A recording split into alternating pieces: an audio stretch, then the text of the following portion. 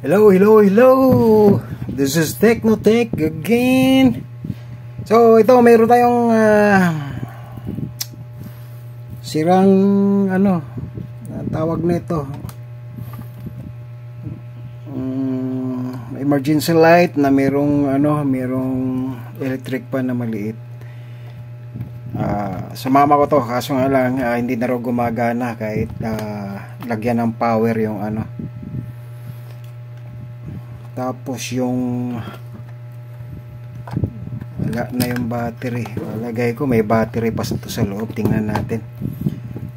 Tapos hindi na gumagana kasi ito pag sinaksak ko to doon, gumagana yung ilaw lang, pero ito hindi gumagana. So check natin guys muna kung anong problema. Okay, so ito baklasin muna natin. Saan na ba yung maliliit na okay, so kailangan baklasin muna natin para makikita natin kung anong problema.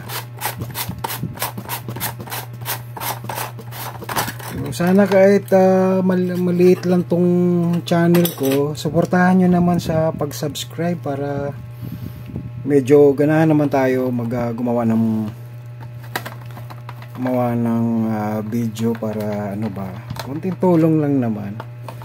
Ito DIY lang naman to para naman pag maka-encounter ng ganitong klaseng emergency light, may kita nyo na kagad kung paano nyo gawin, ganun, paano nyo buksan.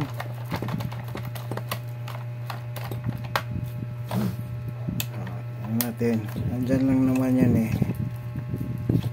Tapos kailangan pag gumawa kayo, tabi nyo yung mga maliliit na roskas kasi hindi nyo na mabalik yan pag nawala yung mga yan. So ayan na, buksan natin. Diba may isa pa.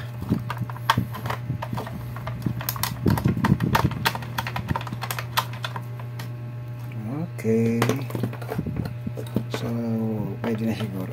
Ito pa sa kabila. Okay na siguro. Kaya pwede na. Oops. Buckets. Hindi siya bubukas ka agad. May kumakabit pa. Ano ba yung kumakabit, ha? Sa gilid wala na yung motor, kasama naman ito siguro.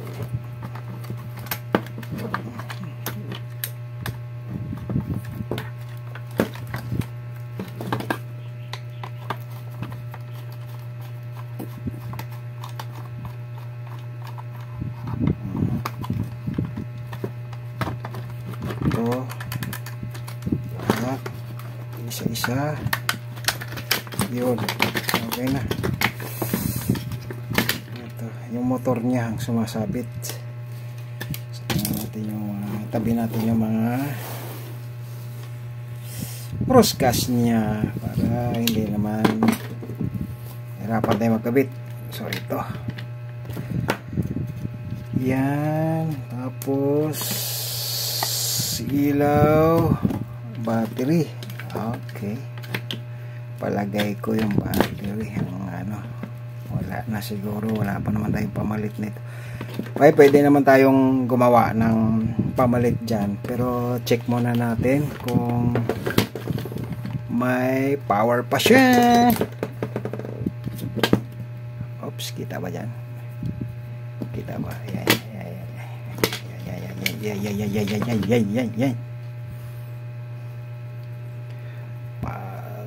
Negative. Agoy, wala na. So ibig sabihin kahit konti, drain na talaga siya. Ayun o. Kaya kailangan palitan. So palagay ko yan na siguro may problema nito. Kasi okay naman lahat to.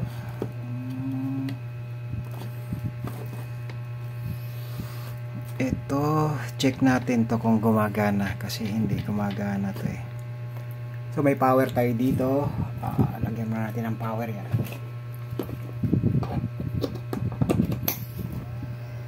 Okay.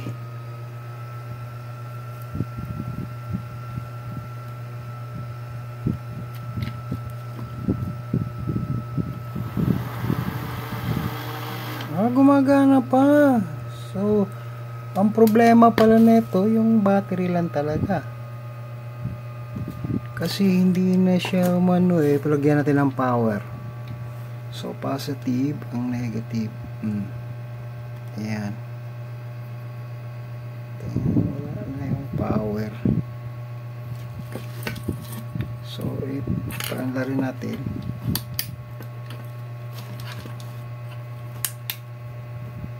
Hindi kaya talaga. Uy! Gulat to. Ano, mandar siya oh. Paglagyan natin ng power yung ano, yung battery. Mandar siya oh. Kaso nga lang, sira na yung battery. As in zero. Wala na talagang power.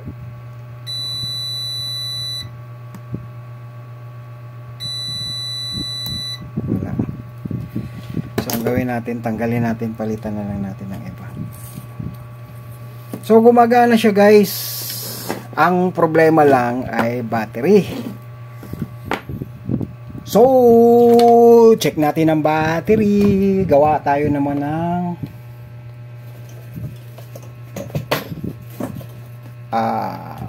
gawa tayo ng battery na para dito. So ang gawin natin, tanggalin muna natin to. Okay, so paandalin muna natin yung ano natin, tanggalin natin, tapos palitan natin, tapon na natin to. Wala na to, baka mamaya ano pa to eh, hindi na pwedeng hindi na siya pwedeng ayusin yan. Disposable na. Pero tingnan natin sa next vlog natin kung kaya nating ayusin yan. So guys, cut ko muna ha, bago ano, kasi assemble tayo ng battery na para dito, para magamit naman ni mama yung ano, battery.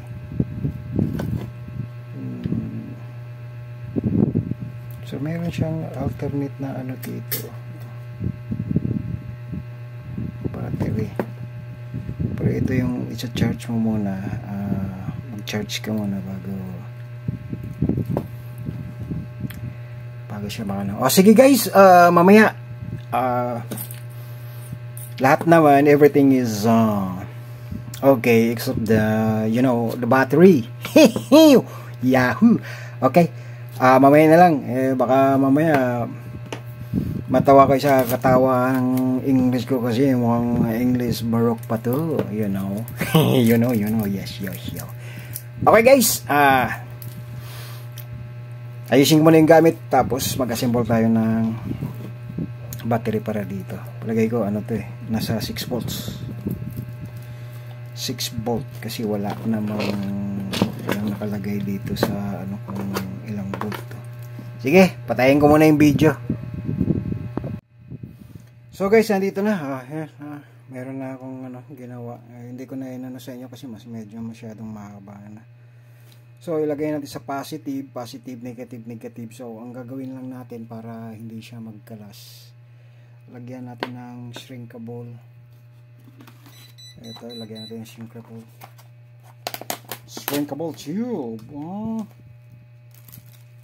So we have to put shrinkable for, kasya ba to? Di yata. Oops. Oh, kasya.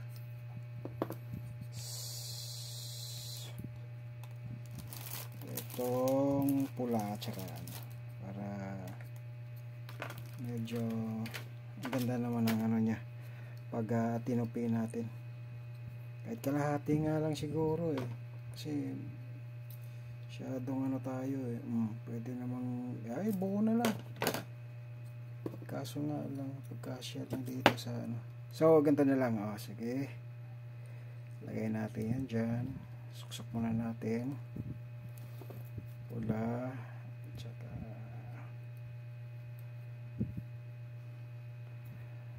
wala, yung ano ko, yung panghinang ko kasi medyo, alam nyo na, palyado ng konti. Kaya, dito na lang natin anuhin. So, ang gagawin lang natin dito is, i-roll lang natin siya para kumapit. Tas yan, pwede natin i-roll na lang natin. Pero kung may panghinang kayo na medyo matibay-tibay, sa akin kasi wala na, medyo mahina na yung panghinang ko, kaya gano'n na lang nangyari. So oops, yan natin, ingatan lang natin magkadikit-dikit yung mga yan kasi mahirap na. So ang gagawin natin is ipasok natin to dyan para medyo maliit yata yung ano ko guys, kaya hindi siya magkasya doon. So palitan natin, palpak talaga. Ano ba yan? Ito lang, madali lang yan, maliit na bagay lang yan. Kaso ito, mayroon tayong itim at tsaka wala tayong pula. Problema yun. Yan, ang dalawang yan. Kasi kailangan magandang pagka-ano natin. Para pag lagay natin dyan, maglalak na siya, hindi na siya matatanggal. At saka kailangan hindi lang magkapalit yung polarity. Kung sa siya sa negative, lagay nyo sa negative guys. Yun. Ganyan lang yan. Tapos tupiin nyo para mailak natin. Isa pa. Tapos ayan na, tuloy-tuloy na yan. Tupiin nyo na lang ng ganyan. Kasi matibay siya. Kahit walang hinang, kaya niyang humawak ng pangmatagalan. Tapos niyan, ito mga purpose niya, kaya maganda talaga kung meron kang lakas yung electric pan tayo mo natin boy. Ayan.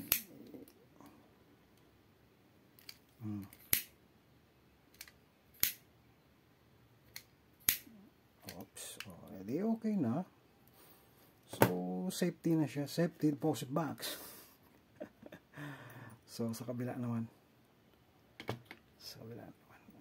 Lagyan natin. Pagtutin mo natin yung dulo. Kasi, ipasok natin yan Oops. Ganyan lang yan. Tapos, press down. Oops. Tapos, balik na rin. Ikot-ikutin lang yan. Ayan. Para mikot na siya. At the same time, malalak na siya dyan. Tapos ilagay natin to. Oops. Sindihan ulit.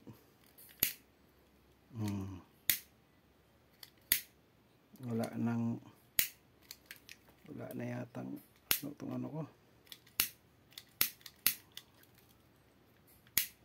Kinapos na. Yun lang. Wala na tayong pang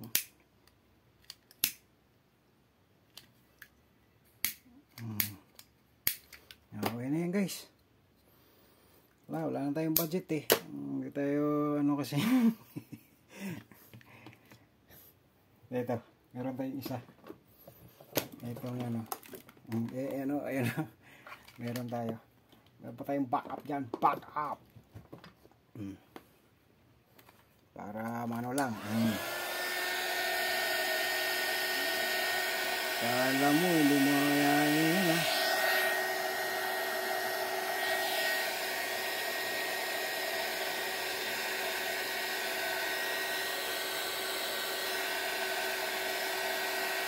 Okay. Okay na siya, di ba? Oh, di ba? Palitan na natin. So, ikabit na natin siya ng pagganon. Yan, para ganun natin, para medyo safety. Meron tayong pang ano dito, panglagay. Lagyan muna natin siya ng Scotch tape para hindi naman siya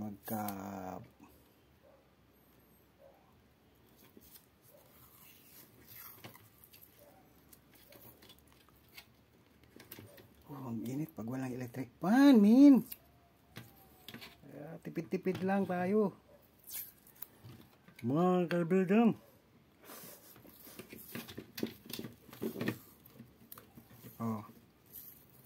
Okay, pantarin na natin electric fan kasi medyo mainit na. Ayan na guys, lagay natin yan dyan. Pormahin natin kung saan ba nakaporma yan. May ilaw na nga oh, kaso lobat pa yan. Tayo mo natin. Lobat pa yan, kailangan nating i-charge ng maayos yan. So ganito na lang ang pormahin natin. Oops. Tapos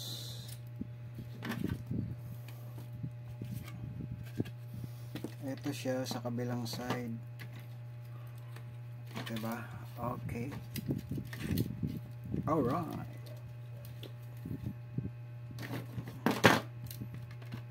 Yun, lagyan natin dyan.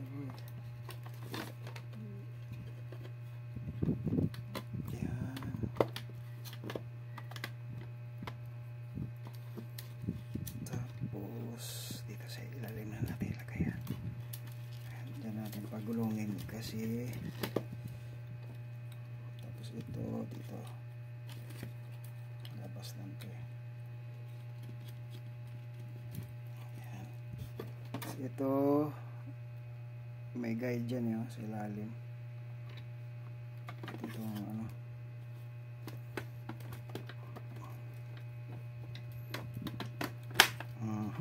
tumunog. Yaps, naglalak na siya. Tapos lagyan na natin ng mga screw sa gitna para hindi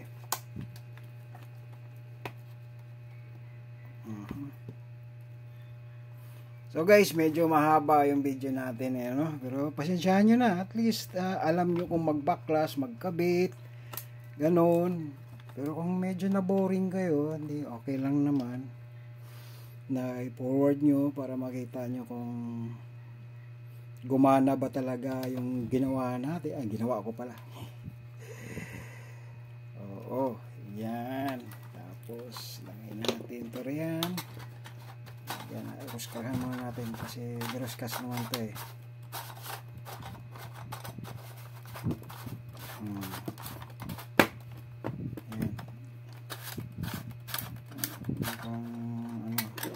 Ayusin naman natin.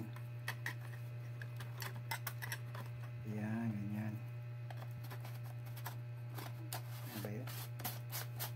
Swabing-swabe lang. Hindi yung napipersa. Mahirap kasi yung napipersa eh. Mahirap na. Ito. Tapos yung mga ruskas natin dito. Sisayin natin yan para hindi magkakalas-kalas. Magkakalas-kalas, mahirap na. Dali lang naman yan eh. So guys, di ba? Meron tayong meron na naman kayong kumbaga natutunan, tsaka i-apply nyo po pag nakakita rin kayo ng ganito. Kahit hindi ganito, basta check nyo na lang parati yung ano niya, yung tawag na ito, yung battery, kasi kalimitan battery ang medyo bumibigay pag hindi na gumagana yung ano.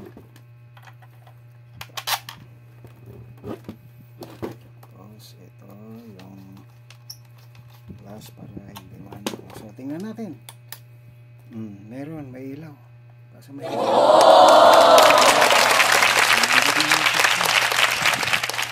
mahina. Kailangan natin i-charge. Yung dito, mahina guys.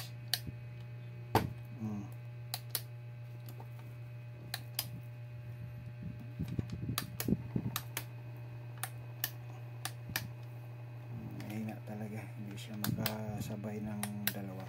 Pero so, i-charge na lang natin.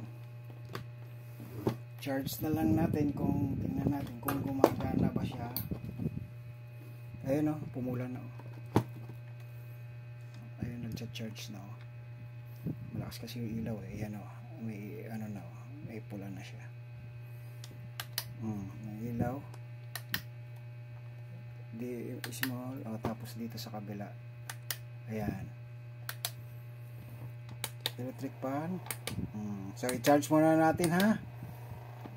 Mamaya makikita natin kung okay na siya. So, ayan na yan guys, 'di ba?